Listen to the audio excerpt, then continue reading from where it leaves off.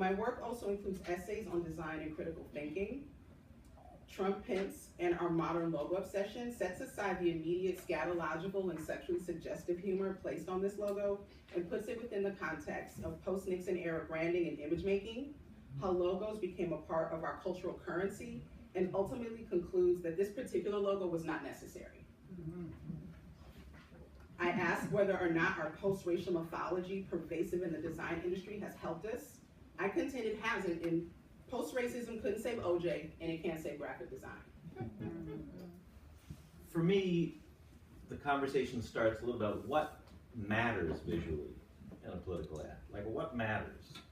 And there's a lot of stuff that we spend a lot of time on that doesn't matter and is not memorable. She put her arm around this girl, we talked about being bullied, you believed it. That kind of authenticity is captured in that image, right? Frankly, that's when an ad is powerful. And, this is the song that went with my rally everywhere. So you don't speak unless you have a song. And the color yellow is ubiquitous. That is my party's color. This is San Fernando. It's a responsibility. One, that you formulate strategy and you make policy. And two, that this is done in a supervised and accountable way. So at the end of all of this, what are the major issues that you face as young leaders graduating into the workforce, where your creativity will have to feed into what big business wants to buy? Not necessarily what you want to sell. Because you can have the best ideas, you can have the best designs, but if big business is not interested in your truth, what are you going to sell? And are you willing to compromise this philosophical morality that your lecturers have taught? Are you willing to compromise those values for the sake of politics or for the sake of big business? And who really rules the world? I think when you think about the Obama campaign and you think about Bernie's campaign, you know, they really did start, both campaigns started with a core message that just was authentic to the person. Like when Bernie said it's a corrupt system and, you know, I'm here, you believed it.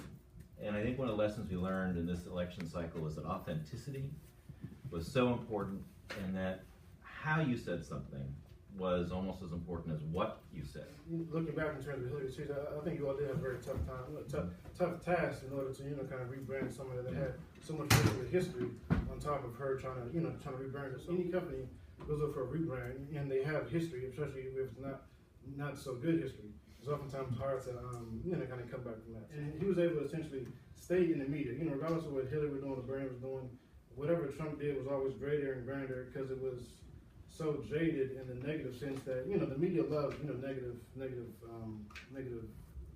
stories because it, you know, because oftentimes boosts their viewership. And I think the same thing happened in Trinidad. The voters were not interested in the truth. The voters were interested in something else, which I'm still trying to figure out. So going forward in the US, I would say there is a responsibility for these young people who are going to be the leaders in 5-10 years to understand that we have to feed our people the truth.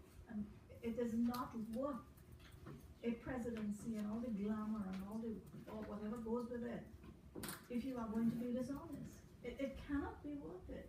In the long run, our children are going to hurt. We have to figure out how to put into the design, into the branding, the appetite for what is the truth.